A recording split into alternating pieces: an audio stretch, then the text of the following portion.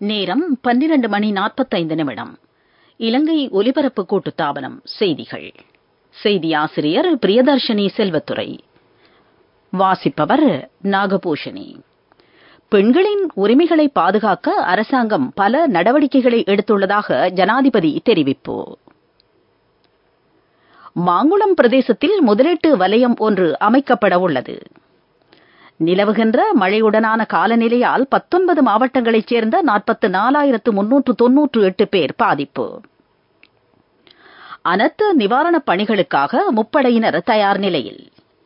கல்வி பொதுத்தராதர பத்திர உயர்தர பரீட்சையின் பெறுபேறுகள் விரைவில்.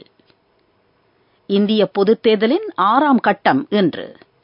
தெற்காசிய இளையோர் மேசைப்பந்தாட்ட போட்டித் தொடர் கண்டியில் நாளை ஆரம்பம்.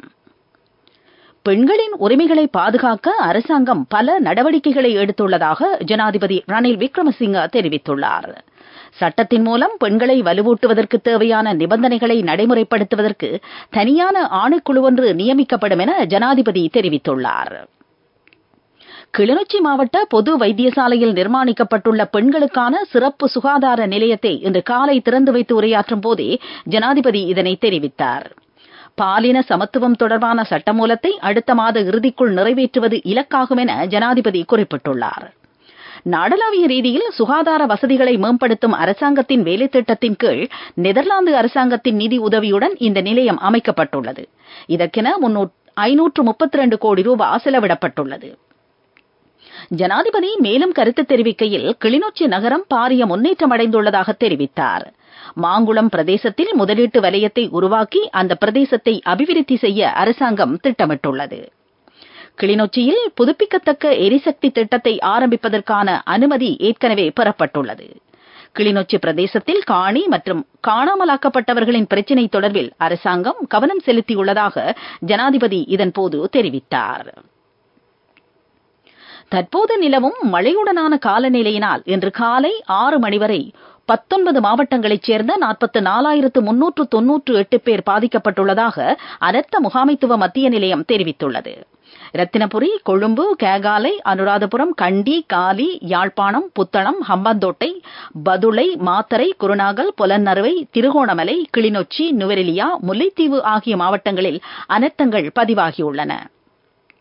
தற்போது 51 குடும்பங்களைச் சேர்ந்த 188 பேர் 4 தற்காலிக மத்திய நிலையங்களில் தங்கியுள்ளனர்.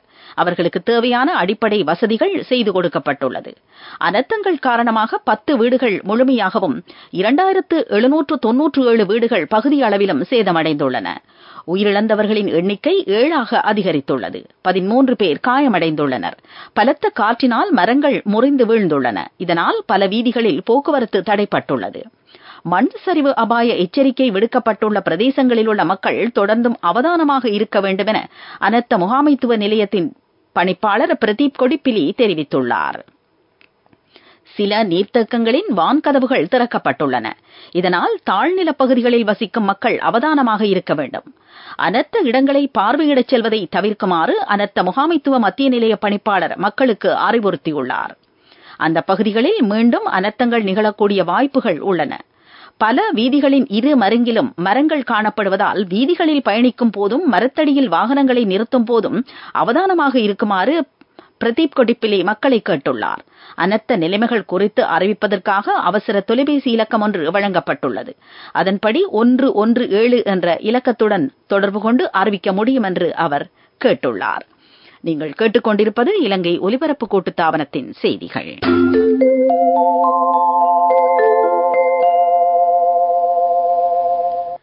நிலவுகின்ற மழையுடன் கூடிய காலநிலை காரணமாக பாணந்தும பகுதியில் உள்ள நில்வலா கங்கை கிளையும் மொரகாஸ்வவ பகுதியிலும் உள்ள தெதுரோய ஆற்றின் கிளையும் பெருக்கெடுக்கும் அபாயம் அதிகரித்துள்ளதாக நீர்ப்பாசன திணைக்களத்தின் நீரியல் மற்றும் அனர்த்த முகாமைத்துவ பிரிவின் பணிப்பாளர் பொறியியலாளர் SPC சுகீஸ்வர தெரிவித்துள்ளார்.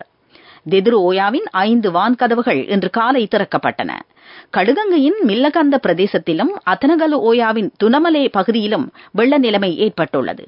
மகா ஓய, கலனிகங்கை, கிங்கங்கை, பெந்தர ஆறுகளின் நீர்மட்டம் மேலும் உயர்ந்துள்ளது.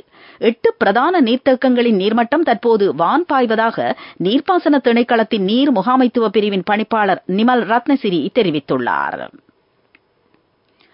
எதிர்வரும் நாட்களில் ஏற்படக்கூடிய வெள்ள நிலைமையை எதிர்கொள்ள 42 குழுக்கள் தயார்படுத்தப்பட்டுள்ளதாக இலங்கை கடற்படை தெரிவித்துள்ளது. இந்த குழுக்களில் 150க்கும் மேற்பட்ட கடற்படையினர் அடங்குகின்றனர். இதேவேளை வெள்ள நிலைமை ஏற்பட்டால் மீட்பு நடவடிக்கைகளுக்காக 3 ஹெலிகாப்டர்கள் தயார் நிலையில் உள்ளதாக இலங்கை விமானப்படை தெரிவித்துள்ளது. அவை ரத்மலானை, கட்டுநாயக்க மற்றும் ஹிக்குனாகொட நிலையங்களில் நிறுத்தி வைக்கப்பட்டுள்ளது. மீட்புப் பணிகளில் ஈடுபடுவதற்காக பயிற்சி குழுவும் தயார் செய்யப்பட்டுள்ளது. இந்நிலையில் அவசர வெள்ள நிலைமையை எதிர்கொள்வதற்காக அனைத்து மாவட்டங்களிலும் படையினர் தயார் நிலையில் உள்ளதாக இலங்கை ராணுவம் தெரிவித்துள்ளது. மழையுடன் கூடிய காலநிலை காரணமாக கடந்த செவ்வாய்க்கிழமை முதல் நேற்று பிற்பகல் 3 மணி வரையான காலப்பகுதியில் 4,31,500 மின்சார தடைகள் பதிவாகியுள்ளதாக மின்சார மற்றும் எரிசக்தி அமைச்சு தெரிவித்துள்ளது. அவற்றில் 3,30,000 மின்சார சிக்கல்கள் நேற்று பிற்பகல் 3 மணிக்குள் வழமைக்கு கொண்டுவரப்பட்டுள்ளன. தற்போது பெய்து வரும் மழையுடனான காலநிலையினால் தடைப்பட்டுள்ள மின்சார விநியோகத்தை வழமைக்கு கொண்டு வருவதில் பாரிய சிக்கல்கள் உள்ளதாக இலங்கை மின்சார சபை தெரிவித்துள்ளது. மின் விநியோகத்தை சீரமைக்கும் பணியில் அனைத்து ஊழியர்களும் தொடர்ந்தும் ஈடுபட்டு வருகின்றனர். மின்சார தடை தொடர்பில் அழைப்பை மேற்கொள்வதற்காக அவசர தொலைபேசி இலக்கம் ஒன்று அறிவிக்கப்பட்டுள்ளது. அதன்படி 1987 என்ற அவசர தொலைபேசி இலக்கத்திற்கு அழைக்குமாறு இலங்கை மின்சார சபை மக்களை கேட்டுள்ளது. உரிமம் பெற்ற வங்கிகளின் வணிக செயற்பாடுகளை மீட்டெடுப்பதற்கான பிரிவொன்றை நிறுவுவது குறித்த வழிகாட்டல்கள் அடங்கிய சுற்றறிக்கையை இலங்கை மத்திய வங்கி வெளியிட்டுள்ளது. சவாலான பொருளாதார நிலைமைகளுக்கு முகம் கொடுக்கும் நெருக்கடியான வணிகங்களின் மறுமலர்ச்சிக்கு இது உதவும் என்று எதிர்பார்க்கப்படுகிறது. அந்த வங்கிகளில் வெளிப்படையான மற்றும் பயனுள்ள தீர்மான கொள்கை பொறிமுறையொன்றை இந்த சுற்றறிக்கை உறுதி செய்கிறது. யாழ்ப்பாணத்திலிருந்து தீவக பகுதிகளுக்கான பயணிகள் படகுச் சேவைகள் இன்றும் இடம்பெற மாட்டாது என யாழ் மாவட்ட அனர்த்த முகாமைத்துவ பிரிவு அறிவித்துள்ளது. தற்போது நிலவும் சீரற்ற வானிலையினால் ஏற்படும் கடல் கொந்தளிப்பு இதற்கு காரணமாகும். பயணிகளின் பாதுகாப்பு கருதி இந்த தீர்மானம் எடுக்கப்பட்டுள்ளது. அதன்படி நெடுந்தீவு, எழுவைத்தீவு மற்றும் அனலை தீவுகளுக்கான பயணிகள் படகுச் சேவைகள் இன்றும் இடம்பெற மாட்டாது. இதேவேளை நைனா தீவுக்கான படகுச் சேவை மட்டுப்படுத்தப்பட்ட அளவில் இடம்பெறும் என யாழ் மாவட்ட அனர்த்த முகாமைத்துவ பிரிவு அறிவித்துள்ளது. பல்வேறு சவால்களை தனி நபராக எதிர்கொண்டு நாட்டை மாற்றியமைத்த தற்போதைய ஜனாதிபதியின் பிரதிநிதியாக வடக்கில் சேவையாற்றுவதையிட்டு தாம் பெருமையடைவதாக வடமாகாண ஆளுநர் PSM சார்ல்ஸ் தெரிவித்துள்ளார். பொருளாதார நெருக்கடியில் இருந்த நாட்டை மீட்டெடுத்தமை ஜனாதிபதியின் சிறந்த தலைமைத்துவத்தின் வெளிப்பாடாகும். யாழ்ப்பாண பல்கலைக்கழக மருத்துவ பீடத்தின் மருத்துவ பயிற்சி மற்றும் ஆய்வுக்கான கட்டடத் தொகுதியின் திறப்பு விழாவில் அவர் இதனை தெரிவித்தார்.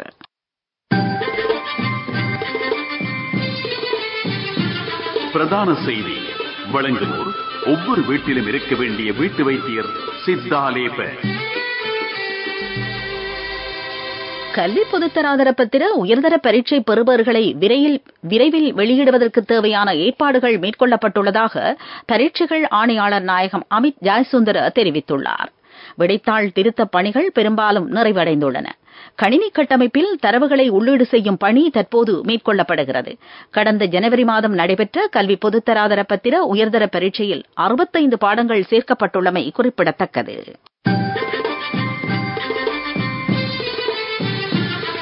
பிரதான செய்தி வழங்கியோர் ஒவ்வொரு வீட்டிலும் இருக்க வேண்டிய வீட்டு வைத்தியர் சித்தாலேப.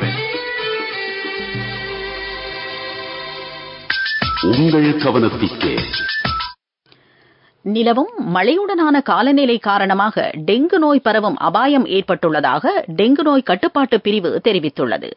நாட்டில் இந்த வருடத்தில் இதுவரையான காலப்பகுதியில் 24,227 டெங்கு நோயாளர்கள் அடையாளம் காணப்பட்டுள்ளனர். கடந்த ஏப்ரல் மாதத்தில் 2,234 டெங்கு நோயாளர்கள் பதிவாகியுள்ளனர்.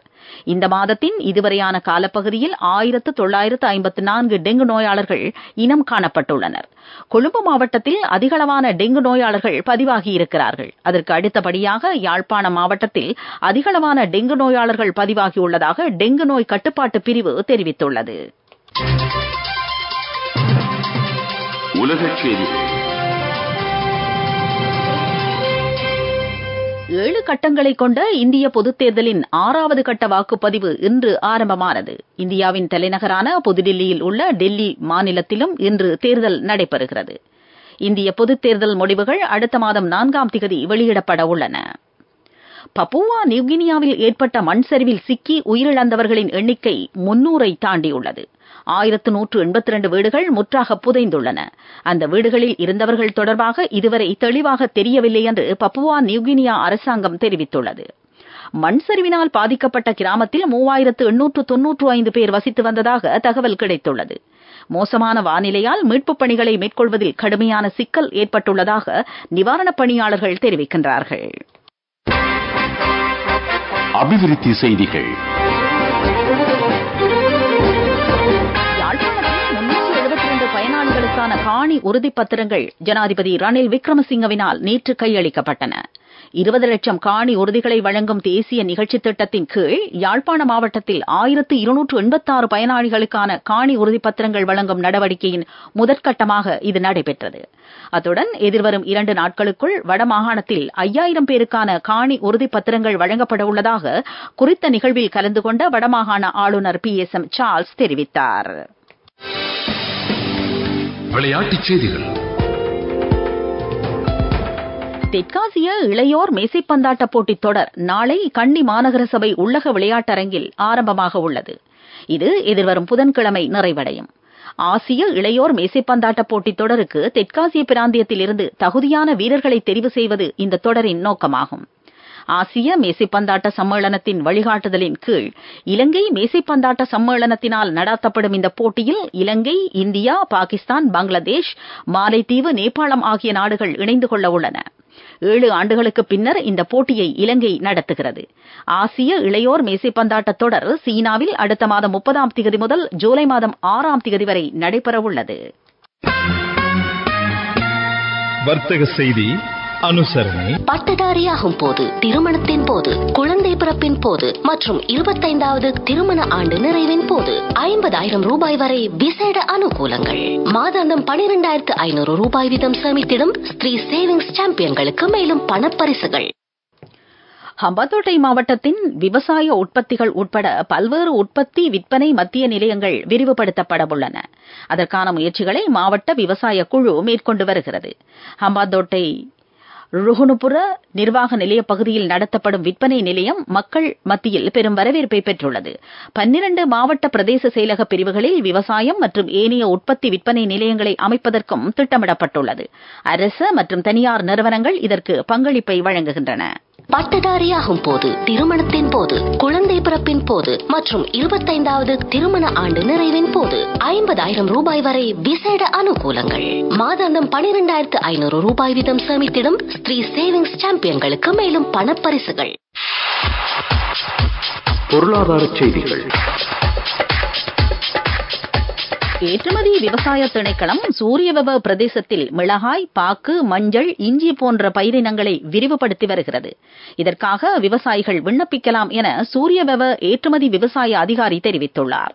இதற்கான ஆலோசனைகளையும் உதவிகளையும் விவசாய திணைக்களம் வழங்குகிறது. காலநிலை அறிக்கை. தென்மேல் பருவமழை காரணமாக தற்போது நிலவும் மழை மற்றும் காற்றுடன் கூடிய நிலை தொடரும் என எதிர்பார்க்கப்படுவதாக வளிமண்டலவியல் திணைக்களம் அறிவித்துள்ளது. மேற்கு, சபரகமுவ, மத்திய, வடமேல், தென் மாகாணங்களில் அவ்வப்போது மழை அல்லது இடியுடன் கூடிய மழை பெய்யக்கூடும். சபரகமுவ மாகாணத்திலும் நுவரெலியா மாவட்டத்திலும் சில இடங்களில் 100 மில்லிமீட்டருக்கும் அதிகமான மழை பெய்யக்கூடும். மேற்கு, வடமேல் மாகாணங்களிலும் கண்டி, காலி, மாத்தறை மாவட்டங்களிலும் சில இடங்களில் 75 மில்லிமீட்டர் அளவில் மழை பெய்யக்கூடும். வடக்கு, வடமத்திய மாகாணங்களில் பல தடவைகள் மழை பெய்யக்கூடும். மத்திய மலைநாட்டின் மேற்கு சரிவு பகுதிகளிலும் வடக்கு, வடமத்திய, மேற்கு, தென், வடமேல் மாகாணங்களிலும் திருகோணமலை மாவட்டத்திலும் அவ்வப்போது மணித்தியாலத்திற்கு 50 தொடக்கம் 60 கிலோமீட்டர் வேகத்தில் காற்று வீசக்கூடும். நாட்டின் ஏனைய பகுதிகளில் அவ்வப்போது மணித்தியாலத்திற்கு 30 தொடக்கம் 40 கிலோமீட்டர் வரை காற்று வீசக்கூடும் என திணைக்களம் வெளியிட்டுள்ள அறிக்கையில் குறிப்பிடப்பட்டுள்ளது. காலநிலை அறிக்கை கேட்டீர்கள். இனி மீண்டும் தலைப்புச் செய்திகள். பெண்களின் உரிமைகளை பாதுகாக்க அரசாங்கம் பல நடவடிக்கைகளை எடுத்துள்ளதாக ஜனாதிபதி தெரிவிப்பு. மாங்குளம் முதலீட்டு வலயமாக அபிவிருத்தி செய்யப்படும். நிலவுகின்ற மழையுடனான காலநிலையால் 19 மாவட்டங்களைச் சேர்ந்த 44,398 பேர் பாதிப்பு. அனர்த்த நிவாரணப் பணிகளுக்காக முப்படையினர் தயார் நிலையில். கல்வி பொதுத்தராதர பத்திர உயர்தர பரீட்சையின் பெறுபேறுகள் விரைவில். இந்திய பொதுத் தேர்தலின் 6ஆம் கட்டம் இன்று. தெற்காசிய இளையோர் மேசைப்பந்தாட்ட போட்டித் தொடர் கண்டியில் நாளை ஆரம்பம். இத்துடன் செய்திகள் முடிவடைந்தன. எமது அடுத்த பிரதான செய்திகள் மாலை 6 மணிக்கு ஒலிபரப்பாகும்.